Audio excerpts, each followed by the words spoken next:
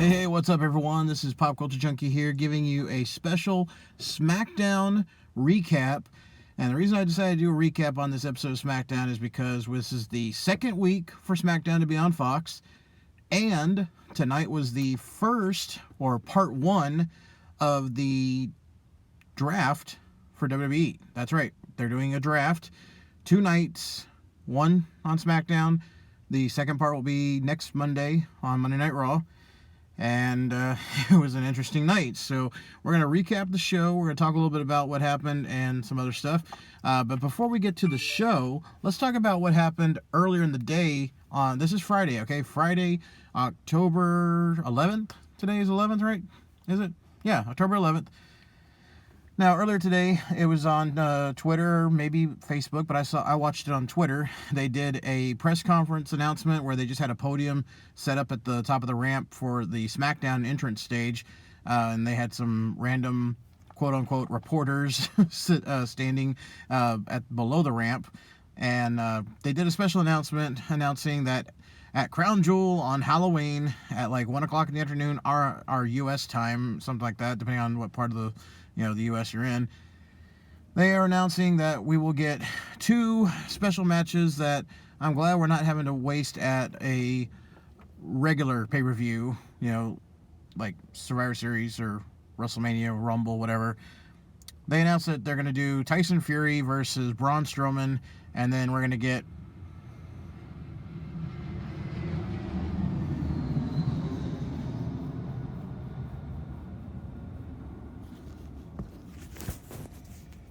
Brock Lesnar versus Cain Velasquez.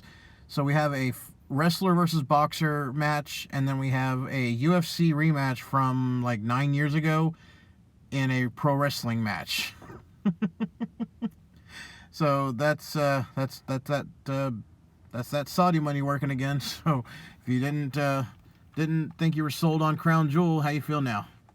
But let's get to the actual SmackDown show. We're going to talk about the whole show. So we start off, we knew ahead of time they announced that Seth Rollins, yes, the man who was choking on his own blood and spitting it out at the last time we saw him at Hell in a Cell because of The Fiend, who had delivered Sister Abigail once on the outside of the ring and then once on the exposed concrete, then applied the mandible claw to where he was choking and spitting up blood. But Seth Rollins is going to be facing Roman Reigns. Rollins is representing Raw, Reigns is representing SmackDown, because those are the shows that they've been on ever since the whole wild card stuff and whatnot. But they're going to be representing the brands in that whichever one of them wins, that show gets the first draft pick. So if Rollins wins, Raw gets the first pick. If Roman wins, etc.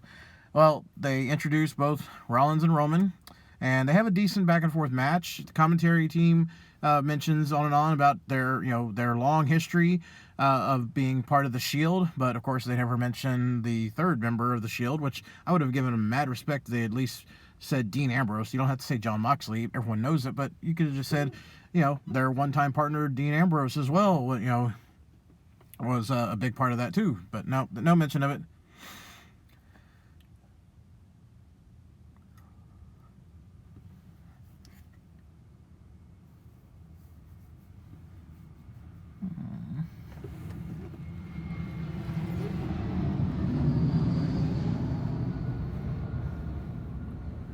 So, of course, during the match, all of a sudden, the lights cut out, the Fiend music hits, lights come on, and we see the Fiend has grabbed Rollins and dragged him through the ring. He comes out through a hole in the corner of one of the corners of the ring and pulls Rollins down, but Rollins comes back out choking and twitching all over the place. The Fiend sticks his head out. It's like he's the groundhog on Groundhog Day, sticking his head out of the ground. And then the Fiend's music, screeches some more. You could actually see, if you saw last week or this week on Raw, after the show went off the air, the Fiend attacked The Miz, and somebody filmed it with their phone that was, sitting at ringside. And you've got to see how they do that strobe effect. And it's just a couple of guys standing at the side of the ring with a whole flashlight. It looks really really bad when you see how it's actually done. But you can actually see one of those guys on the outside of the ring still whenever they cut back to the ring. They didn't have the lights off. They still had, or they didn't dim the lights or make it dark. It was bright lit like a regular match. But anyways, the Fiend goes back underneath his hole, and the lights go out. The Fiend appears at the top of the ramp, and the lights, the strobe light or the flashlight or the spotlight then comes down on the Fiend, and you see him just looking over his shoulder, and then the lights go off. When we come back from commercial, they let us know, okay, Rollins won the match by disqualification, so Raw still gets the first pick. But again, just have Rollins or Roman beat the other one. Who cares? Really, like, if you're going to book this kind of match, you need to book a decisive winner. The first draft pick got decided because of a DQ. Yay! So when we come back anyways, they also cut to the War Room. Yes, they have War Room set up for Raw and SmackDown, so you can see a bunch of people sitting around a office table, a conference table, thumbing through binders of notes and stats, and they're on the phone. They're all about. It's like it's like an office building or an office conference room where they're actually having to make decisions on something, and they're trying to make it as real as possible. It was a nice touch. I will give them credit for that, but it was a little over the top. There were some people, if you watch it, there's some people really overacting in there. So then we go back to the live audience, and out comes Stephanie McMahon to pretty much zero response. Like, the audience was like, oh God, it's Stephanie McMahon. What now? Okay, the last time we really had her on camera was not good.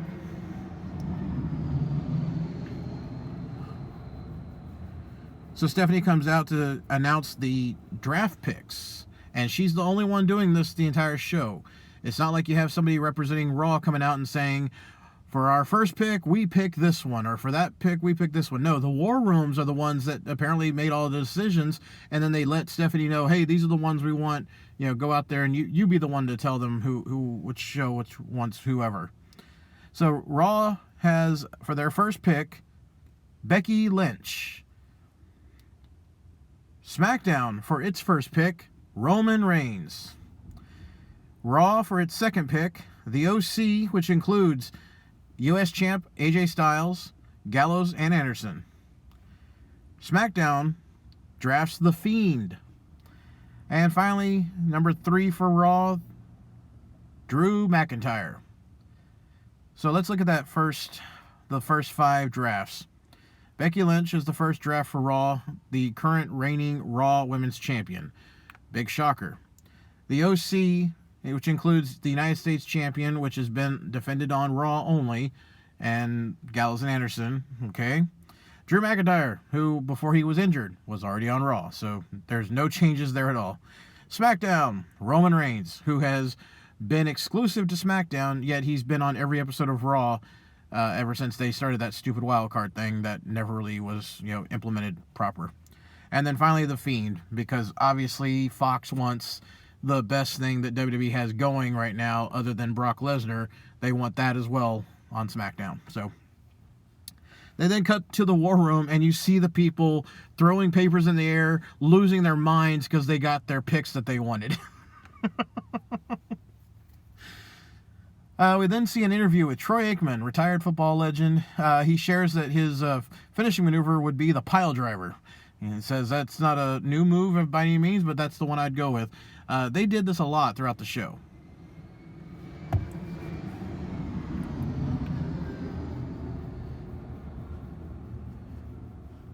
If you didn't think Fox was all in on promoting the company, the show SmackDown and such, they did everything. They collaborated with everything to do with Fox sports panels and football, discussion panels, all the, I guess everything you do as far as pre-show, pre-game, discussions, they did everything. They tied it in. And you had people that I don't know, because I don't really follow football that much, giving their picks and opinions on things, which I'm like, do you really even know what you're saying, or was this just a script handed to you to say, here, let's just do this real quick? So then we see Chad Gable, who's now Shorty Gable, being introduced to the ring, and he's going to have a match against Baron Corbin. Yes, again. We need this match again. We've had this how many times in the last few weeks? Every single show, pretty much. So Corbin won the match. I'm not even going to go through it, but Corbin won the match. Then we then go to NFL on Fox panel with Terry Bradshaw and some other ones, and they all share their who they would pick for their number one draft pick if they were able to make their own draft. The names they chose were Dusty Rhodes, Ric Flair, Hulk Hogan, Andre the Giant, and Bruno Sammartino. So pretty much nobody that's been around in a wrestling ring for the last 15 years, roughly. For the most part. Okay. Stephanie then comes out for round 2, and she announces that Raw has drafted Randy Orton, Ricochet, and Lashley. SmackDown has drafted Sasha Banks and Braun Strowman. Okay, well, Lashley and Ricochet were already on Raw, so Orton at least going to Raw, that's a change. And then Sasha and Braun going to SmackDown is a change. So at least we're getting some changing. Now, just like at the pay-per-views where they have the panel that's sitting like in the back audience area, they did one of those as well. And the people seated there, we had Renee Young along with Booker T and Samoa Joe. And they just share their, thoughts and opinions on the happenings of the show so far and who their picks were and such.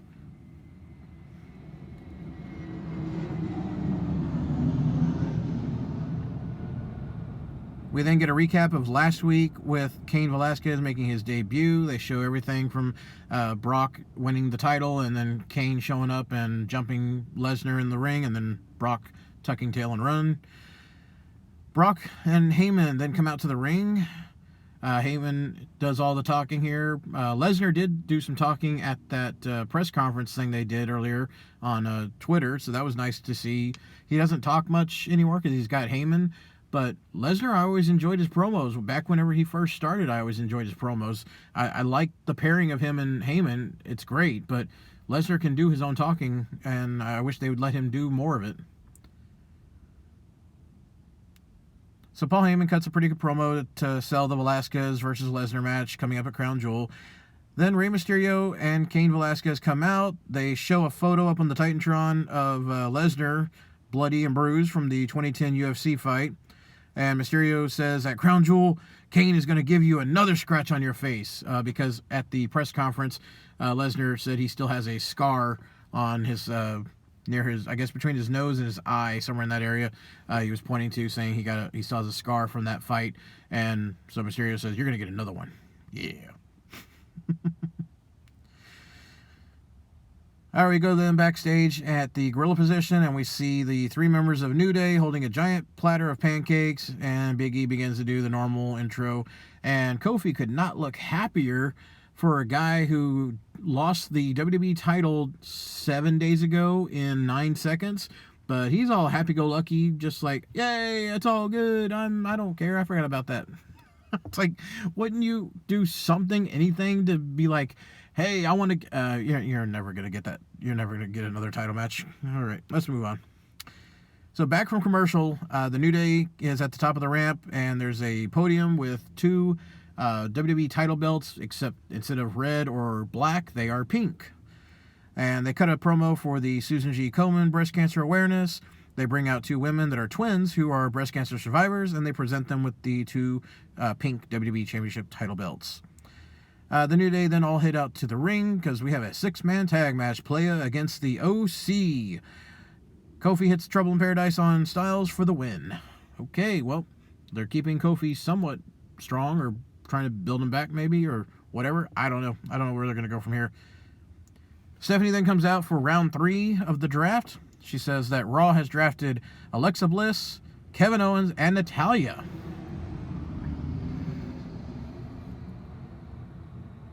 I'm glad the Goddess is still going to be on Raw. I'm glad Kevin Owens is going back to Raw, which will be hopefully again the Kevin Owens show. But Natalya was a strange pick. I just would not expect her name, but that's cool. Okay. SmackDown has drafted Lacey Evans and the SmackDown Tag Team Champions, the Revival. So the tag belts stay on the Revival on SmackDown. We then get draft round 4, in between another commercial break, of course. But draft round 4, we have for Raw, the Viking Raiders, Nikki Cross, and the Street Profits, who are going to finally be brought up to the main roster. I guess they're no longer going to be just hype men on the backstage stuff, so they'll actually have some matches finally. Then SmackDown is going to be bringing on Lucha House Party and Heavy Machinery. Well, Heavy Machinery's already been on there, so Lucha House Party going to SmackDown. Next up and final, this is the main event. We got the SmackDown Women's title match, Charlotte versus Bayley. Charlotte, the new champion from winning it just last week at Hell in a Cell. And Bayley comes out, and Bayley, the former champion, getting her title rematch, even though there were no guaranteed rematches. So, what's going on here? I wonder, with the wild card thing going away, are they going to slowly bring back the guaranteed rematch thing and just pretend like it never was a rule that they changed this year? I wonder. So they go to commercial once Charlotte makes her entrance. Back from commercial, we go to Jay Glazer of Inside Scoop, and he does a WWE edition. He name drops a bunch of talent that has not been drafted yet, and they will be the focus on part 2 of Raw. And he says one of his draft picks would be Sonya Deville. Another just weird name to pull out, okay? We then go to a video package showing who Tyson Fury is, for all of us who had no clue before last week. Hey, that's me. We go back to the ring, and this whole time Charlotte's music has just been playing, so hopefully the audience was enjoying that. Bayley now makes her entrance. She comes out, the Bayley Buddies go up in the air, but Bayley stays standing at the top of the ramp. Her music cuts off. She takes off her entrance jacket and hoodie, and when she does that, we see that she now has a new shoulder-length haircut, so she doesn't have her ponytail anymore. She stares down at the ring at Charlotte. She takes a few steps back, and then she reaches over and grabs a pole or stick, and it had a couple of, looked like, blades on the tip of it. And she begins hacking and killing the Bayley Buddies and slashing them until they're all deflated. She even grabs one of the bases of one of the Bayley Buddies and just tosses it off the stage. So we have a new, edgier, bad girl Bayley, is the way we're going here. Okay. So Bayley starts heading toward the ring. The camera pans over to Charlotte, who has been just staring at this action the whole time with her head cocked a little like, huh, what's going on here? So Bayley gets in the ring and the match officially begins, and then they go to commercial. So later in the match, Bayley hits a flying elbow drop, goes for the pin, but only gets a very close 2 count. She gets upset, starts yelling at the referee. Charlotte comes from behind and hits natural selection. She quickly gets up, goes to apply figure 8 on Bayley, but Bayley is able to counter into a small package for the roll-up and the 3 count, and Bayley pins Charlotte. And Bayley is once again SmackDown Women's Champion. Okay, so Bad Girl Bayley is SmackDown Women's Champion again. And once again, Charlotte has another title reign under her belt that lasted a matter of days, and this title reign meant nothing. Quit giving Charlotte the title. Oh God, I don't know why you want to give her so many multiple reigns and they all mean nothing. Again, just because you win the title 20 times doesn't mean it makes any difference if none of them mean anything. Ugh. But either way, I'm happy Bayley got the title back because I didn't want her to lose it anyways. So afterwards, Bayley goes outside the ring. She stands up on top of the announce table, the commentary table, and raises up the title belt. She grabs a microphone, goes back inside the ring, gets on the mic, and I am quoting her exact words. She goes, "Hey, bitches," and you hear the commentary guys go, "What'd she say?" And she looks around at the audience and says, "Screw all of you," and drops the mic and leaves. And then we get a quick little recap of the match, and then they cut to promos for Monday Night Raw, where we're going to get part 2 of the draft, and then we'll find out the full, new rosters for both shows. And then they go off the air, and that's it. So, very interesting show. Now, I want to point out something. I didn't point this out until now, and I thought about mentioning it at the beginning of this recap, but I wanted to save it for the end. Apparently, there was a pool posted on WWE.com that showed a list of the people available for the draft on SmackDown.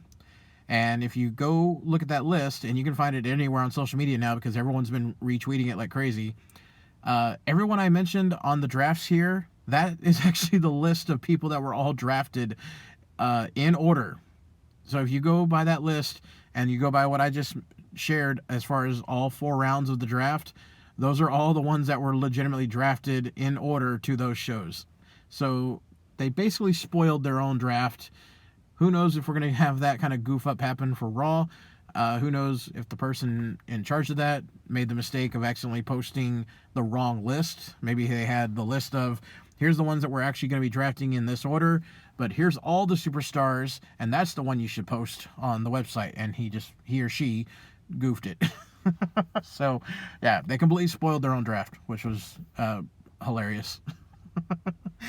Because how many people do you have? Don't you have multiple people, like, to approve things and clear things, and wouldn't, by the second or third person, be like, hey, that's the other list. You should be looking at this list, not that one.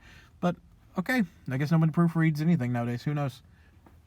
Okay, I just wanted to share with y'all the recap of tonight's SmackDown, because, again, it was the second episode, and it's also the part 1 of this year's WWE draft. And I don't know. I mean, we can draft people back and forth all we want. I would like to see that on Monday. I want to see them draft whoever's remaining, but I would like them to be like, you know what? We can also still draft this person again. So even though the SmackDown episode they were drafted to this show, let's put them back on this show, or vice versa. What I really want to see actually is, I miss when we had Vince and Flair come out for the original draft back in 2002, and they actually came out and said, I draft Brock Lesnar, or I draft the NWO, and so forth. But I want to see them actually come out and be like, you know what? I want this guy and this guy. I'll give you this. I'll give you this person and this person. How about that? I want to see some bartering, some trading.